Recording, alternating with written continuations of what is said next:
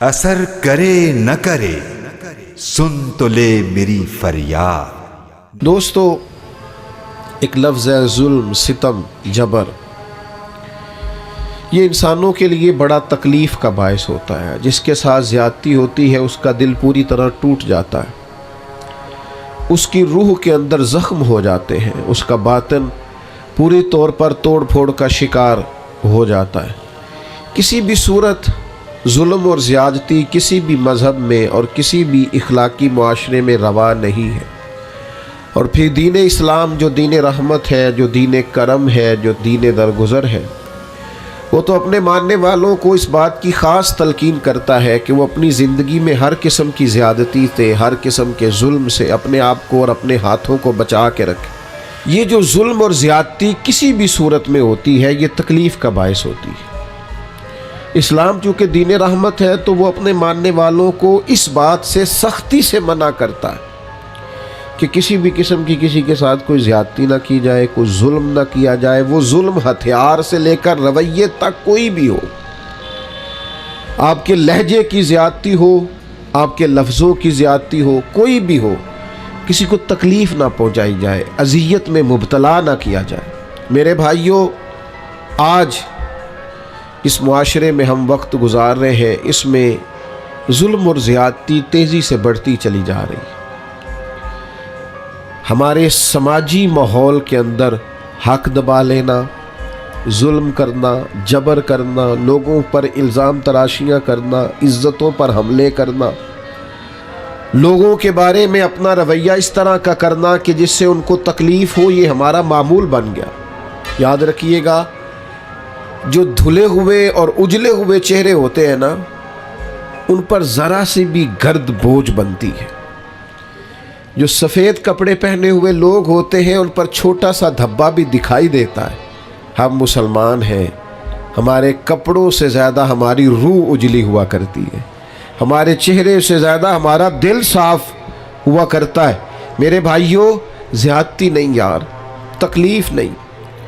یہ جو ہمارا مزاج بن گیا ہے نا کہ کوئی نہ کوئی، میں آپ کی خدمت میں عرض کروں، پہلے تو لوگ دو بدو لڑائی کر لیتے تھے، اپنا غصہ نکال لیتے تھے۔ اب تو ہم جس دور میں ہیں یہاں لوگ سازش کرتے، تکلیف دینے کے نت نئے بہانے تراشتے۔ لوگ اب شرارتوں کے ساتھ، لفظوں کے ساتھ، جملوں کے ساتھ روحوں کو زخمی کرتے۔ یاد رکھیے گا، نبی رحمت صلی اللہ تعالیٰ علیہ وسلم نے فرمایا کہ رب فرماتا، لوگوں میں نے اپنی ذات پر ظلم کو حرام قرار دے دیا ہے۔ مالک و قادر مطلق ہو کر کریم فرماتا ہے، میں کسی پر ظلم نہیں کرتا، اور تمہارے درمیان بھی ظلم کو حرام قرار دیتا ہوں، کسی پر زیادتی نہ کرنا۔ میں کیسے آپ کو بتاؤں کہ بہویں دروازوں سے لگ کے رو رہی ہیں، بہو کا باپ صلح کرانے گیا ہے تو وہ روتا جا رہا ہے اور روتا آ رہا ہے۔ جس کے ہاتھ کوئی سرا آیا ہے کسی کی ڈور کھینچنے کا، پھر اس نے کم نہیں کی۔ کسی شخص کا کہیں ہاتھ پڑتا تھا، وہ طاقتور تھا تو اس نے پھر کمزور کو لتاڑنے میں، گھسیٹنے میں کوئی کسر نہیں چھوڑی۔ مومن کی یہ شان نہیں۔ مومن کا مقام تو یہ ہے کہ نبی پاک صلی اللہ علیہ وسلم سے پوچھا گیا، حضور فرماتے حضرت موسیٰ علیہ السلام نے اللہ سے پوچھا، مالک تیری بارگاہ میں معزز کون ہے؟ بڑے لوگ بڑی جگہوں پہ معزز ہے، کوئی خاندان میں معزز ہے، کوئی قبیلے میں معزز ہے، کوئی علاقے میں معزز ہے، کوئی اپنے شعبے میں بڑا معزز ہے۔ اے اللہ، تیرے حضور معزز کون ہے؟ تو حضور فرماتے، رب کریم نے حضرت موسیٰ علیہ السلام سے فرمایا ہے، میرے کلیم، جس کے پاس بدلہ لینے کی طاقت ہو اور پھر بھی اپنے بھائی کو معاف کر دے، رب کی نظر میں اس کی بڑی عزت ہے، وہ بڑا قابل تکریم ہے، وہ بڑا قابل اعزاز ہے۔ وہ طاقتور تھا، صاحب حیثیت تھا، اینٹ کا جواب پتھر سے دینے کی طاقت رکھتا تھا، وہ تہ و بالا کر سکتا تھا، لیکن کیا کیا اس نے کہ وہ جب قادر آیا، غالب آیا، اس نے معاف کر دیا اللہ کی رضا کے۔ تو ظلم نہیں، جبر نہیں، زیادتی نہیں، تکلیف نہیں۔ اور اگر کوئی ظلم کر رہا ہے تو وہ یہ مت بھولے کہ اگر کسی کو پتہ نہیں ہے کہ میں زیادتی کر رہا ہوں، وہ گھر میں زیادتی کر رہا ہے یا دکاندار ہو کے گاہکوں سے زیادتی کر رہا ہے یا آفیسر ہو کر اپنے ماتحتوں سے زیادتی کر رہا ہے یا سربراہ ہو کر کسی ادارے کا اس ادارے کے معاملات سے زیادتی کر رہا ہے، استاد ہے تو شاگردوں کے حق میں کسی قسم کی ناانصافی کا مظاہرہ کر رہا ہے، وہ کوئی بھی اگر وہ سمجھتا ہے کہ میں زیادتی کر رہا ہوں، ظلم کر رہا ہوں اور یہ کہ کسی کو پتہ نہیں چل رہا، میری سازش بڑی کامیاب جا رہی ہے اور میں نے آنکھوں میں دھول جھونک رکھا ہے، تو اللہ کا قرآن بولا، فرمایا وَلَا تَحْسَبَنَّ اللَّهَ غَافِلًا عَمَّا يَعْمَلُ الظَّالِمُونَ، فرمایا اے سننے والے ہرگز اللہ کو ان کاموں سے بے خبر نہ سمجھنا جو کام ظالم کر رہے ہیں، یہ گمان نہ کرنا کہ رب بے خبر ہے، یہ وَلَا تَحْسَبَنَّ اللَّهَ غَافِلًا، اللہ کو غافل نہ جاننا، معاذ، یہ گمان نہ کرنا کہ اللہ بے خبر ہے ان کاموں سے جو کام ظالم کر رہے ہیں، تو یا اللہ اگر تو باخبر ہے اور اگر آشنا ہے اور حقیقتاً ہے اور یقیناً ہے اور ایمان ہے کہ ہے، تو پھر ظلم ہوتا جا رہا ہے، پھر جبر ہوتا جا رہا ہے، تو اللہ کریم نے فرمایا انما یؤخرہم لیوم تشخص فیہ الابصار، فرمایا رب انہیں اس دن کے لیے مہلت دے رہا ہے جس دن پھر آنکھیں کھلی کی کھلی رہ جائیں گی، اس قیامت کے دن تک کے لیے اللہ مہلت دے رہا ہے جس دن پھر نگاہیں پھٹ جائیں گی، آنکھیں کھلی کی کھلی رہ جائیں گی۔ دوستو یاد رکھنا ظلم کی 3 قسمیں، شرک بھی ظلم ہے، قرآن مجید نے کہا ان الشرک لظلم عظیم، بے شک شرک بہت بڑا ظلم ہے، یہ اللہ کے ساتھ زیادتی ہے کہ مالک اللہ ہو، خالق اللہ ہو، رازق اللہ ہو، قادر اللہ ہو اور انسان اس کے ساتھ شریک ٹھہرائے، ایک تو یہ شرک ہے۔ ایک شرک اپنی ذات پر بھی شرک ہوتا ہے، جو لوگ گناہ کرتے ہیں نا، جو لوگ اللہ کی نافرمانی کر کے اپنے لیے دوزخ اکٹھی کرتے ہیں، وہ اپنی جان پر ظلم کرتے ہیں، گناہ کر کے، زیادتی کر کے، اللہ کی نافرمانی کر کے۔ قرآن مجید نے کہا وَمَن يَتَعَدَّ حُدُودَ اللَّهِ فَأُولَٰئِكَ هُمُ الظَّالِمُونَ،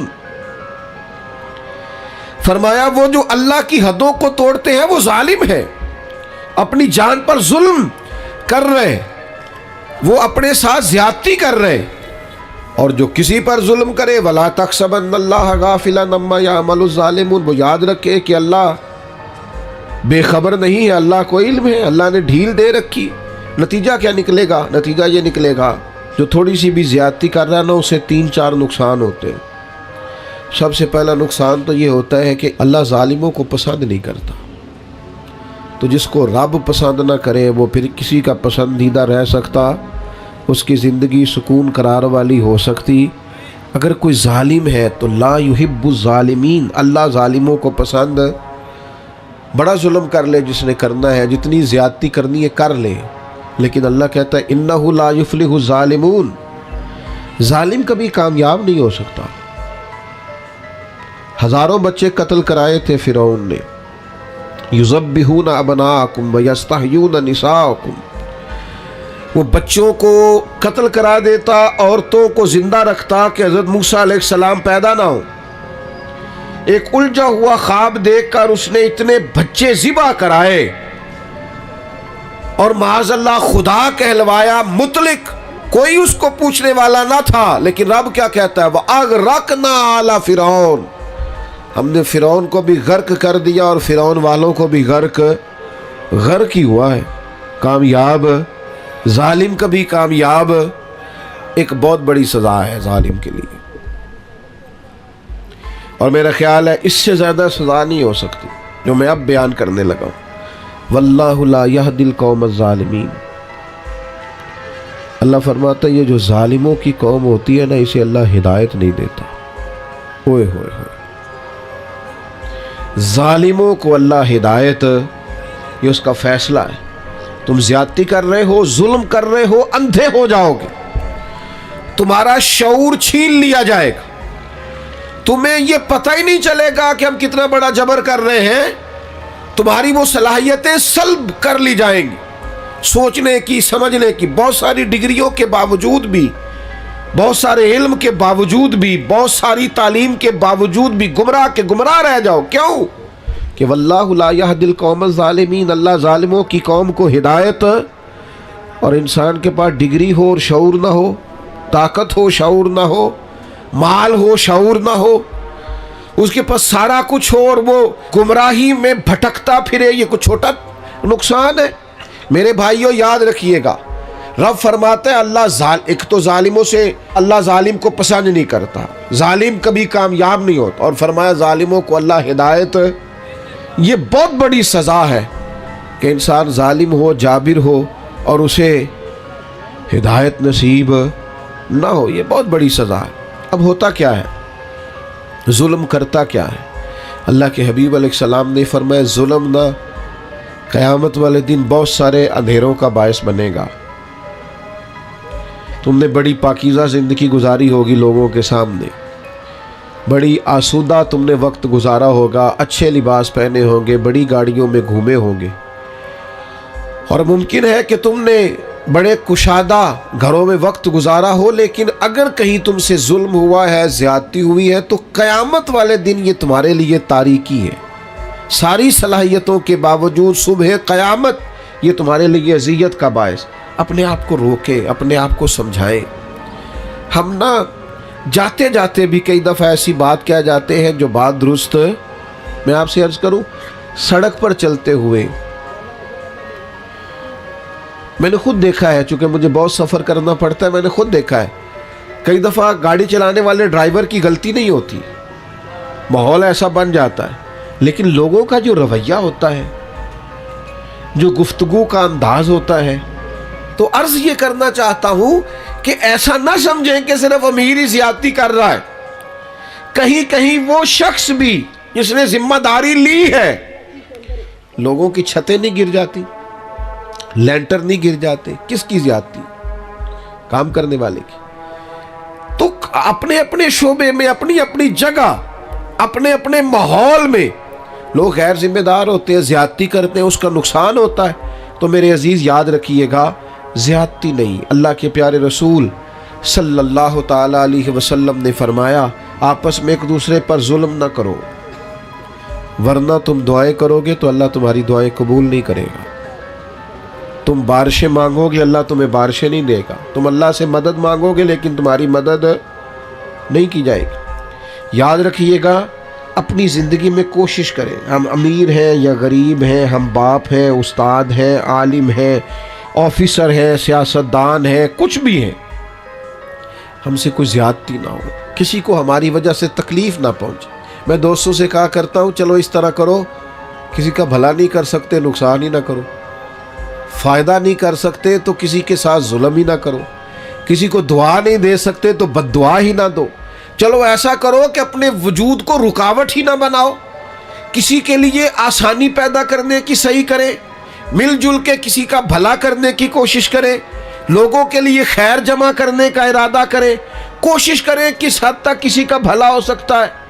लेकिन मजलूम जो है, जिस पर ज्यादती की जा रही, याद रखिएगा, समझ लीजिएगा, जिस तरह लोग कहते हैं ना फलाने आदमी को कि यहां आग है, इससे बच, यहां तीर बरस रहे हैं, बच जा, यहां गोलियां चल रही है, बच जा। मजलूम की बद्दुआ से भी इसी तरह बचना चाहिए। जब लोग किसी को इतना मजबूर कर देते हैं ना कि बेबस हो जाए और वो और किसी से कुछ ना कह सके, जब वो इस बात पर मजबूर हो जाए कि अब किसी को कुछ नहीं कह सका और फिर वो रो के रब के हुजूर अर्ज करे, उस वक़्त से बचे, मजलूम की बद्दुआ से बचे। हजरत माज इब्न जबल रदी अल्लाह ताला अन्हु को नबी पाक सल्लल्लाहु ताला अलैहि वसल्लम ने यमन का गवर्नर बनाया था, और जब रसूलुल्लाह सल्लल्लाहु ताला अलैहि वसल्लम उन्हें यमन भेज रहे थे ना, तो हुजूर ने एक नसीहत फरमाई, फरमाया याद रखना, तुम गवर्नर बन के जा रहे हो, मजलूम की बद्दुआ से बचना, اس لیے کہ مظلوم کی بد دعا اور اللہ کے درمیان کوئی رکاوٹ نہیں ہوتی، وہ فوراً قبول ہو جاتی۔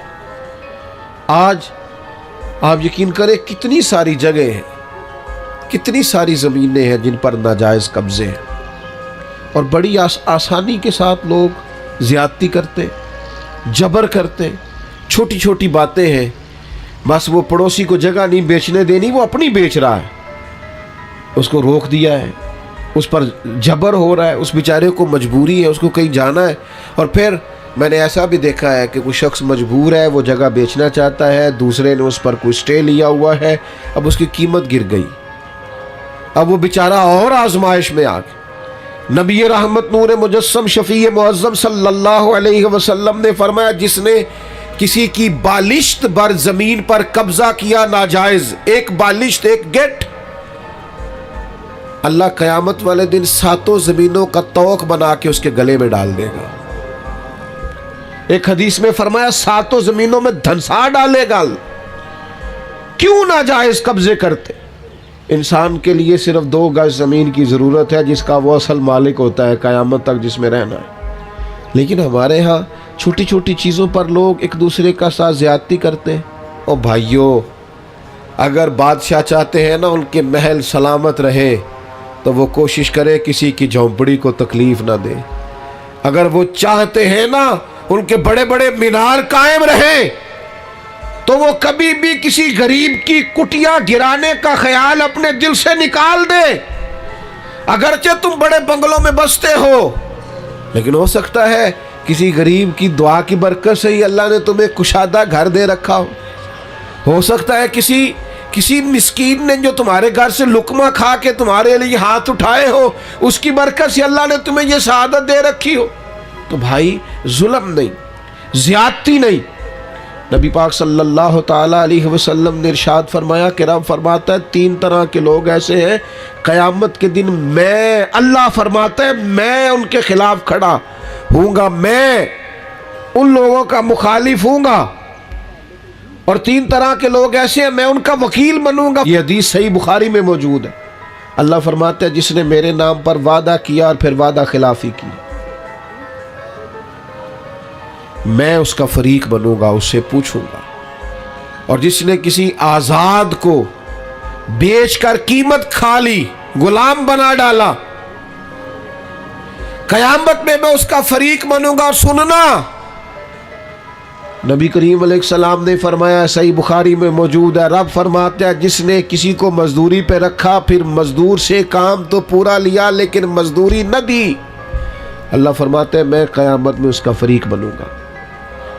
آپ یقین کریں مجھے مکے اور مدینے میں لوگ تڑپتے اور روتے ہوئے ملے ہیں کہ حضرت صاحب محنت کی ہے، مزدوری کی ہے، پر مالک نے پیسے نہیں دیے، تنخواہیں کھا گیا ہے، گھر چھوڑا ہے، بچے چھوڑے ہیں، پردیس میں بیٹھے، لیکن لوگ سمجھتے ہی نہیں۔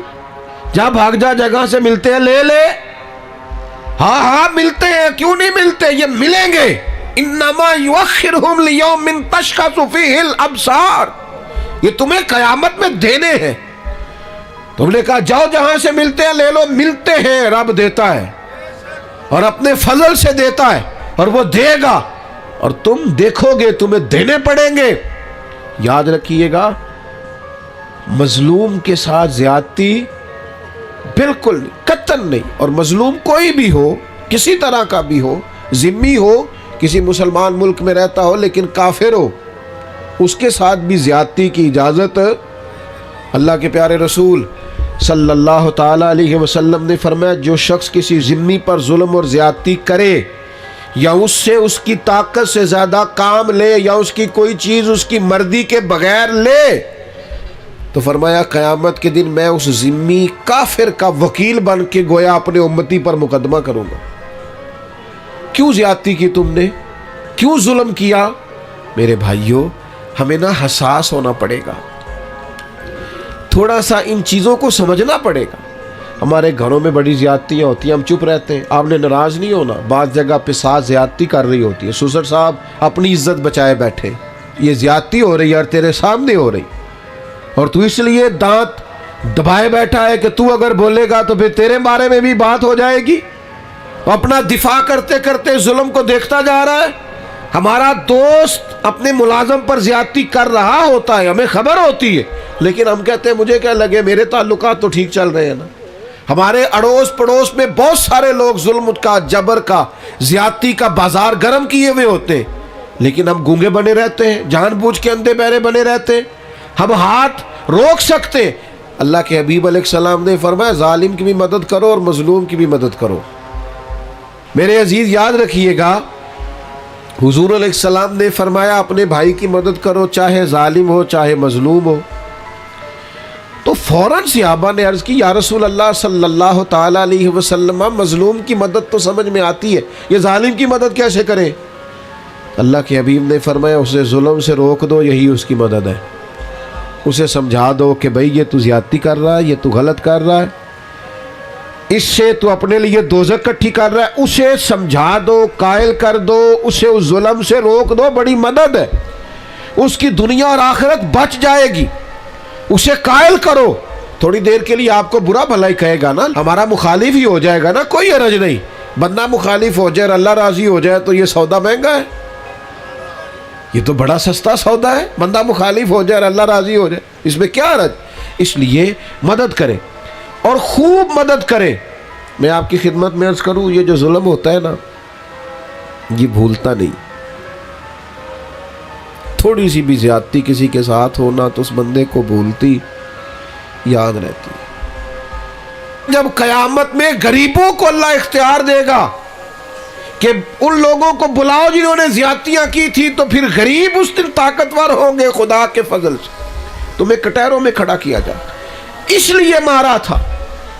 میں آپ کی خدمت میں عرض کروں, چھوٹی چھوٹی چیزیں لوگ دبا لیتے ہیں, آپ یقین کریں واپس نہیں کرتے. اور پھر لفظ کیا ہے, جا جہاں سے ملتی ہے وہاں سے لے لے, جہاں سے تجھے میسر آتی ہے وہاں سے جا کے. اللہ کے رسول صلی اللہ علیہ وسلم نے فرمایا, یہ سنن ابو داؤد میں بھی حدیث موجود ہے اور دیگر جگہوں پر بھی موجود ہے. حضور فرماتے ہیں اللہ تعالیٰ دنیا میں کسی گناہ کی سزا اتنی جلدی نہیں دیتا جتنی جلدی ظلم اور قطع رحمی کی سزا دیتا ہے. آخرت میں جو عذاب ہوگا وہ الگ ہے, لیکن دنیا کے اندر اتنی جلدی کسی جرم کی سزا نہیں ملتی جتنی جلدی سزا ظلم کی ملتی. مکران شاہ تھا نا, یہ بادشاہ تھا وقت کا, تو سیر کا بڑا شوقین تھا, سیر پہ گیا ہوا تھا, تو بہت ساری فوج بھی ساتھ جاتی تھی, سپاہی ساتھ جاتے تھے. اس کے سپاہیوں نے کیا کیا, ایک بوڑھی عورت کی گائے جبرن ذبح کر کے نا کھا لی. اب وہ بوڑھی نے جب بات کی تو انہوں ڈانٹ دیا. جس دن بادشاہ نے واپس جانا تھا, کسی طریقے سے ایک پل تھا, دریا کے اوپر سے گزرتا تھا, دریا کے اس پار جنگل تھا جہاں کچی بستیاں, وہاں اس بوڑھی کی گائے ذبح کر کے وہ کھا گئے. تو بادشاہ جب پل سے گزر رہا تھا نا, تو بوڑھی پل کے اندر کہیں چھپ کے بیٹھ گئی. جب بادشاہ کی سواری گزری نا, تو بھاگ کے آ کے اس نے گھوڑے کی لگام تھام لی, کہنے لگی مکران شاہ ٹھہر جا, رک ذرا, میرے اوپر ظلم کر کے ایسے جا رہے تو. بادشاہ کہتا ہے بڑا طاقتور تھا, لیکن بوڑھی نے جملہ کہا, چکرا کے زمین پہ گرا اور تڑپ گیا بادشاہ وقت. بوڑھی کہنے لگی میں بیوہ بے اولاد ہوں, تیرے سپاہی میری گائے ظلمن جبرن ذبح کر کے کھا گئے ہیں, اس پل پر چھپ کے بیٹھی تھی, میں نے بڑی مشکل سے تیرا گھوڑا روکا ہے, لگام تھامی ہے, بس ایک سوال کا جواب دے کہ میری گائے کا حساب اس پل پہ دینا ہے کہ پل صراط پہ دینا ہے,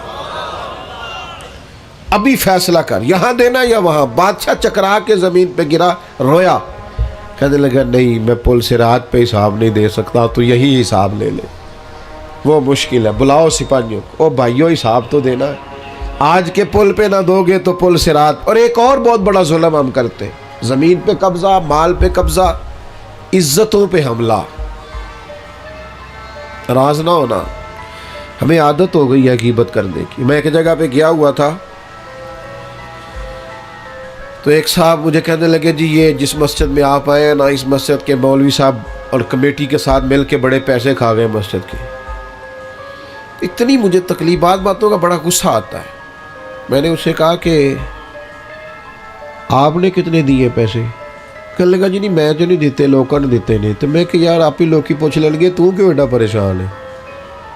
عجیب تیرا فلسفہ بھائی، تو ایک عالم دین کی عزت پر تو حملہ کر رہا ہے، تجھے پتہ ہی نہیں. لوگ سمجھتے نہیں، بڑے بڑے باعزت لوگوں کے بارے میں لوگ جملہ بول دیتے. مخلوق تو فنکار ہے اس درجہ کے پل بھر میں سنگے در کعبہ سے بھی اصنام تراشے، اور تم کون ہو کیا چیز ہے داغے کبابی. لوگوں نے تو مریم پہ بھی الزام تراشے، حضرت مریم سلام اللہ علیہا پر بھی الزام لگا دی. لوگ باز ہی نہیں آتے. حضرت عمر کا زمانہ تھا، حضرت سعد بن ابی وقاص یہ 7ویں مسلمان ہیں اور نبی پاک علیہ السلام کے ماموں ہیں رشتے میں. عشرہ مبشرہ اور وہ بڑی لسٹیں جن میں بڑے بڑے بزرگ شامل ہوتے ہیں، سمجھ لیں اس لیول کے آدمی حضرت سعد بن ابی وقاص، اور ساری زندگی میدان میں گزاری. کوفے کا گورنر بنایا گیا تو پتہ لوگوں نے کیا شکایت لگا دی، ان کو تو جی نماز نہیں صحیح پڑھانی آتی. ہائے ہائے. حضرت سعد بن ابی وقاص سے جناب عمر نے پوچھا، اور یہ بخاری مسلم میں حدیث ہے. آپ فرمانے لگے سعد لوگ یہ کہہ رہے ہیں. فرمایا مجھے اللہ کی قسم میں اس طرح نماز پڑھاتا ہوں جس طرح میں نے اپنے نبی سے سیکھی ہے. لوگ باز ہی نہیں آتے، دیکھتے نہیں بندہ کتنا بڑا ہے. تیری زبان جس کی بارے میں مرضی بات کر دیتی ہے.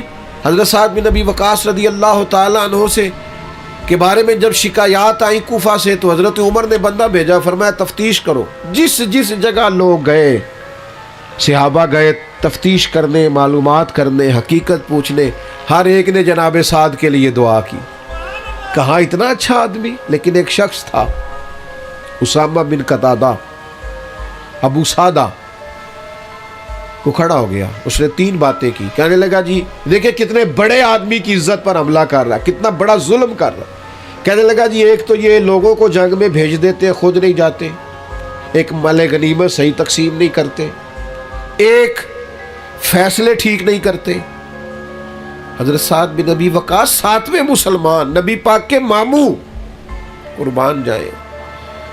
حضرت سعد کو بڑی تکلیف ہوئی. جب عزت دار آدمی کے بارے میں لوگ بات کرتے دل ٹوٹ جاتا. تڑپ گئے اور عرض کرنے لگے، یہ بخاری مسلم کی صحیح حدیث جید سند کے ساتھ حدیث عرض کر رہا ہوں. حضرت سعد بن ابی وقاص اللہ کے حضور عرض کرنے لگے، مالک اگر یہ بندہ جھوٹا ہے نا تو اس نے میرے بارے میں 3 باتیں کی ہیں، میں بھی 3 بد دعائیں اسے دیتا ہوں. اللہ ایک اس کی عمر لمبی کر دے، ایک اس پر محتاجی غالب کر دے، ایک اسے فتنوں میں مبتلا کر دے. لوگ کہتے ہیں اس کی اتنی لمبی عمر ہو گئی تھی کہ یہ بھویں اس کی جھک گئی تھی اور گلیوں میں مانگتا پھرتا تھا. بڑھاپا تھا، چلا نہیں جاتا تھا، لیکن معاذ اللہ فتنے کا یہ حال تھا، اس حالت میں بھی لڑکیوں کو چھیڑتا. لوگ لانتے برساتے، کہتے تو کیا کرتا ہے؟ تو کہنے لگا لوگوں تمہیں پتہ نہیں مجھے جناب سعد بن ابی وقاص کی بد دعا لگ گئی ہے. یہ بد دعائیں پیچھا کرتی ہیں، نیند میں سراغ کر دیتی ہیں. مجھے بے چینی رہتی ہے، بے قراری رہتی ہے، مجھے اضطراب رہتا ہے، مجھے گھر میں نیند نہیں آتی. اور غور کر، تو نے بد دعا تو نہیں لے لی کسی مظلوم کی؟ سوچ، کسی کو تکلیف تو نہیں دے بیٹھا، کسی کا مال تو نہیں دبا لیا، کسی کی عزت پر حملہ تو نہیں کیا. نبی اکرم صلی اللہ تعالی علیہ وسلم نے فرمایا، مسند احمد میں موجود ہے، فرمایا مظلوم کی آہ اللہ ضرور بالضرور سنتا ہے. مظلوم کی، یہ یاد رکھنی ہے آپ نے حدیث، مظلوم کی بد دعا اللہ ضرور سنتا ہے. اگرچہ مظلوم فاسق فاجر ہو، اگرچہ مظلوم کافر ہو، اس کے کفر کا وبال اس پر، اس کے گناہ کا وبال اس پر، لیکن اگر کسی بندے نے اس پر ظلم کیا تو اللہ اس کی بات کو ضرور سنے. اور ہم تو عزت دار لوگوں کے بارے میں باز نہیں آتے، باوقار لوگوں کے بارے میں باز نہیں آتے. اولیاء اور صوفیاء کے بارے میں لوگوں کی زبانیں کھل گئی ہیں، لوگ بات سمجھتے نہیں کس کے بارے میں کیا کہہ رہے ہیں. میں آپ کو یقین کے ساتھ کہتا ہوں، پہلے ہم یہ کبھی سنا کرتے تھے اور یہ ہمارے تجربے تھے، باتیں گزری تو ہمیں سمجھ آئی. تجربے سے گزری تو سمجھ آئی کہ تلوار کے زخم بھر جاتے ہیں، زبان کے زخم بھرتے نہیں۔ او میرے دوستو، کسی کو کوئی تھپڑ مارتا ہے تو وہ درد چند لمحوں کے لیے ہے، لیکن کسی کو گالی دیتے ہو تو وہ زخم بھرتا۔ اور اگر اپنے کسی پیارے کے بارے میں بیٹھ کے کئی غیبت کرتے ہو نا، میں نے ایک دفعہ اپنے ایک دوست کے بارے میں اس کی غیر موجودگی میں کہا تھا، میں نے کہا یار ساری دنیا بات کر لیتی، تو نہ کرتا۔ تجھ سے شکوہ نہیں بے وفائی کا، پر تجھ سے امید بہت زیادہ تھی۔ تیرا تو پیار تھا، تیرا بنتا نہیں تھا، تجھے نہیں چاہیے تھا۔ اور پھر آپ ایک بات آپ کو بتاؤں، جن کے پاس بیٹھ کے ہم غیبتیں کرتے ہیں نا، یہ سگے نہیں ہوتے، یہ فوراً جا کے سناتے ہیں۔ اور آدھی بات آپ نے کی ہوتی ہے، باقی آدھی ان کے پاس ہوتی ہے۔ اور کچھ لوگوں کو چسکا لگا ہوتا ہے لوگوں کی عزتوں پہ ہاتھ ڈالنے کا، یہ کام کبھی نہ کریں، اور لوگ کر دیتے ہیں۔ میں نے اپنی زندگی میں دیکھا ہے ایسے واقعات۔ ایک بات آپ مجھے بتائیے، اتنا بڑا مجمع ہے، وہ تا حد نگاہ دوست ہی دوست ہیں، مجھے بتاؤ ہزاروں میں آپ لوگ ہیں، یہاں آج کسی بزرگ آدمی کے بارے میں، اسکول ٹیچر کے بارے میں، پروفیسر کے بارے میں، عالم کے بارے میں کوئی عورت اٹھ کے کہہ دے کہ اس نے میرے ساتھ 10 درازی کی ہے، تو لوگ تفصیل پوچھیں گے جا کے اس بندے سے کہ تو نے کیا کہ نہیں، کس کی مانی جاتی ہے؟ کوئی تفصیل ہی نہیں پوچھتا، کوئی کسی طرف جاتا ہی نہیں، کوئی وضاحت ہی نہیں لیتا، بات گھوم جاتی ہے۔ اور آپ میں 99 خوبیاں ہوں، اس کی تشہیر نہیں کرتے لوگ، لیکن ایک خامی ہو تو زیادتی کرتے، جگہ جگہ بات کو گھماتے، اور باتوں کا وجود نہیں ہوتا، وہ باتیں عام کر دیتے۔ حضرت سعید بن زید عشرہ مبشرہ صحابی ہے، حضرت عمر کے بہنوئی ہیں۔ یہ وہی حضرت سعید بن زید ہے جن کو حضرت عمر نے بڑا مارا تھا کلمہ پڑھنے پر، پھر انہوں نے کہا کیا تجھے بھی لے جائے، صحیح حدیث میں موجود ہے بخاری مسلم میں۔ حضرت سعید بن زید پر ایک عورت نے الزام لگا دیا، آئے ہائے، عزت دار آدمی مر جاتا ہے جب کوئی اس طرح کا معاملہ کرتا ہے، اس کا وجود کاٹ دیا جائے تو اتنی تکلیف نہیں ہوتی، لیکن اگر کوئی اس طرح اٹھ کے کہہ دے، کس کو بندہ وضاحتیں دیتا پھرے، یہ مشکل ہو جاتا ہے۔ اتنا ظلم ایک عورت نے، اور عشرہ مبشرہ صحابی جن کی زندگی اتنی محفوظ ہے کہ نبی پاک نے انہیں دنیا میں رہتے ہوئے جنت کی بشارت دے دی۔ میں اکثر دیندار لوگوں سے کہتا ہوں، مجھے کوئی دوست کہتا نا فلانا باتیں کرتا ہے فلاں عالم کے بارے میں یا فلاں بزرگ کے بارے میں، تو میں کہتا ہوں لوگوں نے تو نبیوں کو معاذ اللہ اور صحابہ کو معافی نہیں دی، تم کون ہو؟ باتیں ہیں کرنے دو۔ حضرت سعید بن زید پر الزام لگا دیا، اور الزام کیا لگایا؟ اس نے میری زمین پر قبضہ کر لیا۔ مدینے کا حاکم تھا مروان کے سامنے الزام لگا دیا۔ حضرت سعید بن زید حاکم کے پاس تشریف لائے، حاکم کہنے لگا یہ خاتون الزام لگاتی ہے کہ آپ نے اس کی زمین پر قبضہ کیا ہے۔ حضرت سعید بن زید کہنے لگے میں نے اپنے نبی سے سنا ہے، جو کسی کی ایک بالشت زمین پر قبضہ کرے گا 7 زمینوں کا طوق اس کے گلے میں ڈالا جائے گا۔ یہ حدیث سن کر بھی میں یہ کام کروں گا؟ کہا عورت کہہ رہی ہے میں اس حدیث کو سننے کے بعد آپ سے کوئی وضاحت نہیں مانگتا۔ حاکم تو نے تو بات ختم کر دی، لیکن وہ عورت مختلف جگہوں پہ الزام لگاتی رہی، میری زمین پہ قبضہ کر لیا، یہ کر لیا، وہ کر لیا۔ دل ٹوٹ گیا حضرت سعید بن زید کا، تکلیف میں آ گئے، اور پھر تڑپ کے ہاتھ اٹھائے، مظلوم تھے نا، کہنے لگے اللہ اگر یہ عورت جھوٹی ہے اتنی دیر تک اسے موت نہ دینا جب تک یہ اندھی نہ ہو جائے، اور اسے اس کی زمین میں ہی مارنا، اس کی زمین میں اس کی قبر بنانا۔ اتنے عزت دار آدمی پہ ظلم کیا، الزام لگا دیا، عزت پہ ہاتھ ڈال دیا۔ لوگ کہتے ہیں پھر وہ عورت اندھی ہوئی، پھر وہ دیواروں کو ٹٹول کے ہاتھ رکھ کے چلتی تھی۔ لوگ کہتے تھے کیا ہو گیا آنکھوں کو؟ کہتی تھی سعید بن زید کی بد دعا لگ گئی، یہ دعا لگ گئی ہے مجھے ان کی۔ ٹٹول کے گھومتی تھی، اس کی اپنی زمین میں کنواں تھا، ایک دن اپنے ہی زمین میں اپنے ہی کنویں میں گر کے مر گئی۔ حضرت سعید بن زید کی وہ بد دعا جو اس کی تھی آپ نے وہ پوری ہوئی۔ دوستو، کسی کو اتنا نہ ستائیں کہ وہ ہماری شکایت رب کے حضور کر دے۔ اپنے آپ کو سمجھائیں، اپنے آپ کو نرم کریں، اپنی طبیعت پر ان باتوں کا اثر کریں کہ ہمیں کسی کے ساتھ کسی قسم کی کوئی زیادتی، نہ کسی کا مال، نہ کسی کی زمین، نہ کسی کی عزت، نہ اور کسی طرح بھی کسی کے ساتھ کوئی ظلم کرنا